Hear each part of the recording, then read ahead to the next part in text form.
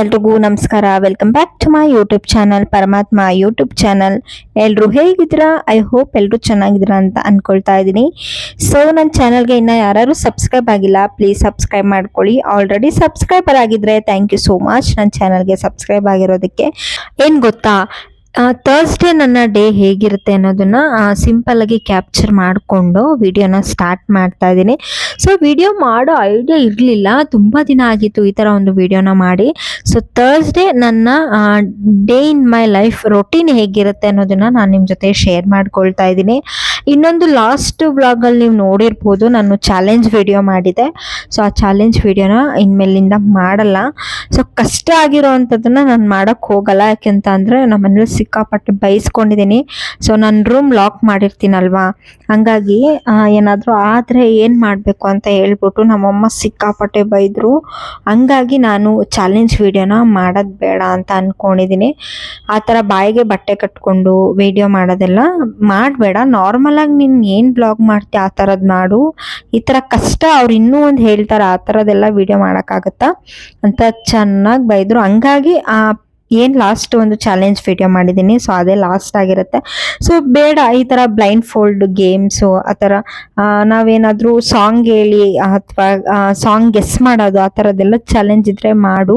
ಈ ಥರದ್ದೆಲ್ಲ ಏನಕ್ಕೆ ಮಾಡ್ತೀಯ ಅಂತ ಸರಿಯಾಗಿ ಬೈದರು. ಹಂಗಾಗಿ ಆ ಒಂದು ವ್ಲಾಗೇ ಲಾಸ್ಟ್ ವ್ಲಾಗ್ ಆಗಿರುತ್ತೆ ಚಾಲೆಂಜ್ದು. ನೆಕ್ಸ್ಟ್ ಟೈಮ್ ಮಾಡಿದ್ರೆ ಸೊ ನಾನು ಏನು ಮಾಡ್ತೀನಿ ಅಂತ ಅಂದರೆ, ನಮಗೆ ರಿಸ್ಕ್ ಆಗಬಾರ್ದು ಆ ಥರ ಒಂದು ಚಾಲೆಂಜ್ ಇದ್ದರೆ ಮಾಡ್ತೀನಿ. ಅಷ್ಟು ಹೇಳಿದ್ಮೇಲೂ ಮತ್ತೆ ಮಾಡಿದ್ರೆ ಇನ್ನೂ ಸರಿಯಾಗಿ ಬೈಸ್ಕೊತೀನಿ ಅಂತ ಹೇಳ್ಬಿಟ್ಟು ಆ ವ್ಲಾಗ್ನ ಲಾಸ್ಟ್ ಮಾಡ್ತಾ ಇದ್ದೀನಿ. ಆ ಥರ ರಿಸ್ಕ್ ಇದ್ರೆ ನಾನು ಮಾಡೋಕ್ಕೆ ಹೋಗೋದಿಲ್ಲ. ಸೊ ಅದಾದಮೇಲೆ ನಾನು ಎಷ್ಟೇ ಬೇಗ ಎದ್ದು ಮನೆ ಕೆಲಸ ಮುಗಿಸ್ಬಿಡೋಣ ಅಂತ ಅಂದ್ಕೊಂಡ್ರು ನನಗೆ ಬೇಗ ಎದ್ದೇಳಕ್ಕೆ ಆಗ್ತಿಲ್ಲ. ಯಾಕೆ ಅಂತ ಗೊತ್ತಿಲ್ಲ, ಆದರೆ ನಾನು ಅಂದ್ಕೊಳ್ತೀನಿ ನೈಟ್ ಏನು ಗೊತ್ತಾ, ನಾನು ಮಲ್ಕೊಂಡಾಗ ಎದ್ಬಿಟ್ಟು ಬೇಗ ಕೆಲಸ ಮುಗಿಸಿ ದೇವ್ರ ಪೂಜೆ ಎಲ್ಲ ಮಾಡಿಬಿಡೋಣ ಅಂತ ಅಂದ್ಕೊಂಡಿರ್ತೀನಿ. ಅದ್ರ ಮಾರ್ನಿಂಗ್ ಏನಾಗುತ್ತೋ ಗೊತ್ತಿಲ್ಲ, ಎದ್ದೇಳಕ್ಕೆ ಆಗ್ತಿರಲ್ಲ, ಅಷ್ಟು ನಿದ್ದೆ, ಆಮೇಲೆ ಕೆಲಸ ಇಷ್ಟು ಕೆಲಸನ ಅಂತ ಅನಿಸ್ತಾ ಇರುತ್ತೆ. ಸೊ ಥರ್ಸ್ಡೇ ಅಂತೂ ಡೀಪ್ ಕ್ಲೀನ್ ಇದ್ದೇ ಇರುತ್ತೆ ಮನೆ ಅಂತೂ. ಯಾಕಂತ ಅಂದರೆ ಪೂಜೆ ಮಾಡೋದಿರುತ್ತಲ್ವ, ಹಂಗಾಗಿ ನಾವು ಮತ್ತೆ ನನಗೆ ವೀಕ್ಲಿ ಆಫ್ ಬೇರೆ ಇರುತ್ತಲ್ವ, ಹಂಗಾಗಿ ನಾನೇನು ಮಾಡ್ತೀನಿ ಅಂತ ಅಂದರೆ ಡೀಪ್ ಕ್ಲೀನ್ ಮಾಡ್ಕೊಂಡ್ಬಿಡ್ತೀನಿ ಗುರುವಾರದೊತ್ತು. ತುಂಬ ಗಲೀಜಿರಲ್ಲ. ಡೀಪ್ ಕ್ಲೀನ್ ಅಂತ ಅಂದರೆ ಇದು ರೋಡ್ ಸೈಡ್ ಮನೆ ಇರೋದ್ರಿಂದ ನಾವು ಅಲ್ಲಲ್ಲೇ ಡಸ್ಟ್ನೆಲ್ಲ ಕ್ಲೀನ್ ಮಾಡ್ಕೊಂಡ್ಬಿಡ್ಬೇಕು. ಇಲ್ಲಾಂದರೆ ತುಂಬ ಜಾಸ್ತಿ ಆಗಿಬಿಡುತ್ತೆ. ಆ ಥರ ಮನೇಲಿ ಡಸ್ಟ್ ಕೂಡ ಜಾಸ್ತಿ ಇರಲೂಬಾರ್ದು. ಹಂಗಾಗಿ ಅಲ್ಲಲ್ಲೇ ಯಾವಾಗ ಫ್ರೀ ಆಗುತ್ತೋ ಆವಾಗ ಕ್ಲೀನ್ ಮಾಡ್ಕೊಂಡ್ಬಿಡ್ತೀವಿ ನಾನು ಅಮ್ಮ. ಆಮೇಲೆ ಅಮ್ಮ ಅಡುಗೆಗೆ ರೆಡಿ ಮಾಡ್ಕೊಳ್ತಾ ಇದ್ರು. ಉಪ್ಸಾರು ಮಾಡೋಣ ಅಂತ ಹೇಳ್ಬಿಟ್ಟು ಸೊಪ್ಪೆಲ್ಲ ತೊಗೊಂಡಿದ್ರು. ಉಪ್ಸಾರು ಮಾಡ್ತೀನಿ ಅಂತ ಹೇಳ್ಬಿಟ್ಟು, ಸರಿ ಯಾವುದೋ ಒಂದು ಮಾಡು ಅಂತ ಹೇಳ್ಬಿಟ್ಟು, ಅದಾದಮೇಲೆ ನಾನು ಒಂದು ಫ್ಲಿಪ್ಕಾರ್ಟಲ್ಲಿ ಒಂದು ಬತ್ತಿದು ತರಿಸ್ಕೊಂಡಿದ್ದೆ. ಅದು ದೇವ್ರಿಗೆ ಹಚ್ಚಬೇಕಿತ್ತು. ಮತ್ತು ಮನೆಯಲ್ಲೇ ತುಪ್ಪದಲ್ಲಿ ದೀಪ ಮಾಡ್ಕೊಳ್ತಾರಲ್ವ, ತುಪ್ಪದ ದೀಪ ಹಚ್ತಾರಲ್ವ, ಅದನ್ನ ಮಾಡೋಕ್ಕಾಗದೆ ಇರೋರು ಈ ಥರದೊಂದು ಫುಲ್ ಬಾಕ್ಸ್ ಬರುತ್ತೆ. ಒಂದು 60 ಪೀಸಸ್ ಇರುತ್ತೆ, 130 rupees ಏನೋ. ಅದನ್ನ ಬೈ ಮಾಡ್ಕೊಂಡ್ಬಿಟ್ರೆ ಆರಾಮಾಗಿ ನಾವು ಪೂಜೆ ಟೈಮಲ್ಲಿ ಯೂಸ್ ಮಾಡ್ಕೊಳ್ಬೋದು. ಇನ್ನು ದೇವ್ರ ಮನೆ ಅಂತೂ ನಾನು ಕ್ಲೀನ್ ಮಾಡ್ಕೊಳ್ತಾನೆ ಇರ್ತೀನಿ. ಯಾವಾಗ ದೀಪ ಹಚ್ತೀನಿ ಅವಾಗೆಲ್ಲ ಅಲ್ಲೆಲ್ಲ ಒರೆಸ್ಕೊಂಡೇನೆ ನಾನು ದೀಪ ಹಚ್ಬಿಡೋದು. ಎಲ್ಲರೂ ದೀಪ ಹಚ್ಚುವಾಗ ಕ್ಲೀನ್ ಮಾಡೇ ಮಾಡ್ತೀವಿ. ಅಂದರೆ ಇನ್ನೊಂದು ಏನಂದರೆ, ನಾನು ಆವಾಗಲೇ ಹೇಳ್ದಂಗೆ ಇದು ರೋಡ್ ಸೈಡ್ ಮನೆ ಇರೋದ್ರಿಂದ ಧೂಳು ಸ್ವಲ್ಪ ಜಾಸ್ತಿನೇ ಇರುತ್ತೆ. ಹಂಗಾಗಿ ಅವಾಗವಾಗ ಕ್ಲೀನ್ ಮಾಡ್ಕೊತಾನೆ ಇರಬೇಕು, ಇಲ್ಲಾಂದರೆ ತುಂಬ ಧೂಳು ಕಟ್ಬಿಡುತ್ತೆ. ಅದಾದಮೇಲೆ ಬೇಗ ಬೇಗ ಎಲ್ಲ ದೇವ್ರ ಐಟಮ್ಸ್ ಎಲ್ಲ ನೀಟಾಗಿ ಒರೆಸ್ಕೊಂಡು, ದೇವ್ರ ಫೋಟೋ ಎಲ್ಲ ಒರೆಸ್ಕೊಂಡು, ಸೊ ಎಲ್ಲದಕ್ಕೂ ಕುಂಕುಮನ ಹಾಕಿ ನಾನು ರೆಡಿ ಮಾಡ್ಕೊಂಬಿಟ್ಟೆ. ಅದಾದಮೇಲೆ ರಂಗೋಲಿ ಬಿಟ್ಬಿಡೋಣ ಅಂತ ಹೇಳ್ಬಿಟ್ಟು ರಂಗೋಲಿ ಬಿಡಕ್ಕೆ ಬಂದೆ. ಸಿಂಪಲ್ಲಾಗಿ ಯಾವುದೋ ಒಂದು ರಂಗೋಲಿ ಬಿಟ್ಟೆ. ಇನ್ನೊಂದೇನಪ್ಪ ಅಂತ ಅಂದರೆ, ಇದು ಟೈಲ್ಸ್ ಆಗಿರೋದ್ರಿಂದ ಅದು ಜಾಸ್ತಿ ಹೊತ್ತಿರೋದಿಲ್ಲ. ಫುಲ್ ಏನಾದ್ರು ಓಡಾಡ್ತಿದ್ರೆ ಅದೆಲ್ಲ ತುಳ್ದಾಕ್ಬಿಡ್ತಾರೆ. ಹಾಗಾಗಿ ಚಿಕ್ಕದಾಗೊಂದು ರಂಗೋಲಿನ ಹಾಕ್ತೆ. ಸೊ ಹಂಗೆ ರಾಯರದ್ದು ಸಾಂಗ್ ಹಾಕ್ಬಿಟ್ಟು ಈಗ ಪೂಜೆನ ಮಾಡೋಣ ಅಂತ ಹೇಳ್ಬಿಟ್ಟು ಪೂಜೆನ ಮಾಡ್ತಾ ಇದ್ದೀನಿ. ಅದೇನೋ ಗೊತ್ತಿಲ್ಲ, ಪೂಜೆ ಮಾಡಿದ ತಕ್ಷಣ ಏನೋ ಮನಸ್ಸಿಗೆ ನೆಮ್ಮದಿ ಸಿಗುತ್ತೆ ಅಂದ್ಕೊಳ್ಳಿ.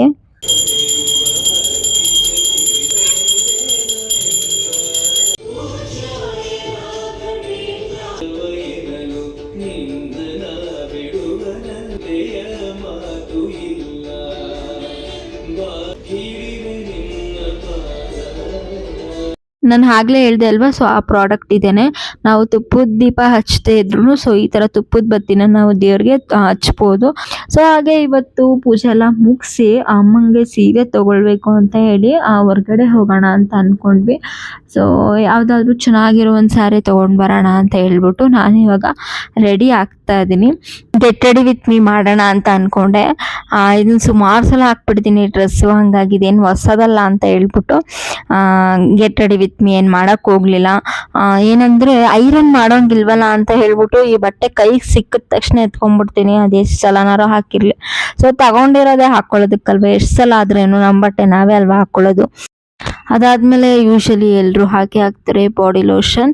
ಸೊ ಸನ್ಸ್ಕ್ರೀನ್ ಅಂತೂ ಯೂಸ್ ಮಾಡಲ್ಲ, ಬಾಡಿ ಲೋಷನ್ ಆದ್ರೂ ಹಾಕೋಣ ಅಂತ ಹೇಳ್ಬಿಟ್ಟು ಇವಾಗ ಪಟ ಅಂತ ರೆಡಿ ಆಗೋಣ ಅಂತ ಹೇಳ್ಬಿಟ್ಟು ನಮ್ಮಮ್ಮ ಆಗ್ಲೇ ಇನ್ನೂ ಆಗಿಲ್ವಾ ಅಂತ ಹೇಳ್ತಾ ಇತ್ತು. ಸೊ ನಾನು ರೆಡಿ ಆಗಾಯ್ತು, ಆಟೋ ಬರೋದೇ ಲೇಟ್ ಆಯಿತು. ಸೊ ಆಟೋಗೂ ವೆಯ್ಟ್ ಮಾಡ್ಕೊಂಡು ಕೂತಿದ್ವಿ, ಹಂಗೆ ಒಂದು ವಿಡಿಯೋನೂ ಮಾಡ್ಕೊಂಡೆ ಆಟೋ ಬರೋವರೆಗೂ. ಇವಾಗ ನಾವು ಸಿಟಿಗೆ ಹೋಗ್ತಾ ಇದ್ವಿ. ಸೊ ನೀವು ಅಂದ್ಕೊಂಡಿರ್ತೀರ ಸಿಟಿಲೇ ಹೋಗ್ತೀರಾ ಅಂತ ಹೇಳ್ಬಿಟ್ಟು, ಅದು ಅಭ್ಯಾಸ ಆಗಿಬಿಟ್ಟಿದೆ ಸಿಟಿಗೆ ಹೋಗಬೇಕು ಅಂತ ಹೇಳ್ಬಿಟ್ಟು. ನನ್ನ ಫ್ರೆಂಡ್ ಆಡ್ಕೊತಾಳೆ, ಸಿಟಿಗೆ ಹೋಗಬೇಕು ಅಂತಿರ್ತೀಯಲ್ಲ ಯಾವಾಗಲೂ ಅಂತ ಹೇಳ್ಬಿಟ್ಟು. ಇವಾಗ ಸ್ಯಾರಿ ತೊಗೊಳಕ್ಕೆ ಅಮ್ಮಂಗೆ ಹೋಗ್ತಾ ಇದ್ದೀವಿ. ಸೊ ಆಟೋ ಬರಬೇಕು, ಆಟೋಗೆ ವೆಯ್ಟ್ ಮಾಡ್ತಾ ಇದ್ವಿ. ಬನ್ನಿ ಏನು ತೊಗೊತೀವಿ ಅಂತ, ಯಾವ ಸೀರೆ ತೊಗೊಳ್ತೀವಿ ಅಂತ ನೋಡ್ತೀನಿ.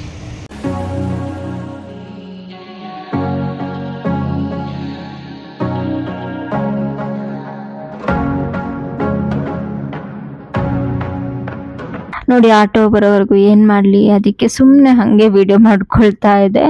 ಅದಾದಮೇಲೆ ಆಟೋ ಬಂತು, ಹೊರಟ್ವಿ ನಾನು ಅಮ್ಮ. ಸೊ ಇವಾಗ ಮನ್ನಾರ್ಸ್ಗೆ ಹೋಗೋಣ, ಸುಮಂಗಲಿಗೆ ಹೋಗೋಣ ಅಂತ ಅಂದ್ಕೊಳ್ತಾ ಇದ್ವಿ. ಆಮೇಲೆ ಒಂದು ಶಾಪ್ ಇತ್ತಲ್ಲಿ, ಅಲ್ಲಿಗೋಗಿ ನೋಡಿದ್ವಿ, ಯಾವುದು ಅಷ್ಟು ಇಷ್ಟ ಆಗಲಿಲ್ಲ. ಅದಾದಮೇಲೆ ನಾವು ರೆಗ್ಯುಲರ್ ಎಲ್ಲಿ ಹೋಗ್ತೀವಿ ಅಲ್ಲೇ ತೊಗೊಂಡು ಬಂದ್ವಿ. ಸೊ ಇಲ್ಲೆಲ್ಲ ನೋಡಿದ್ವಿ, ಇಲ್ಲಿ ಯಾವ ಸ್ಯಾರಿನೂ ಇಷ್ಟ ಆಗಲಿಲ್ಲ.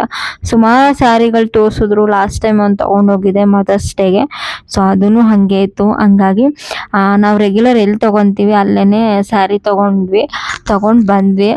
ಆ್ಯಕ್ಚುಲಿ ನಾನು ಇಲ್ಲಿಗೆ ಆ ವಿಡಿಯೋನ ಹಾಕಿಲ್ಲ.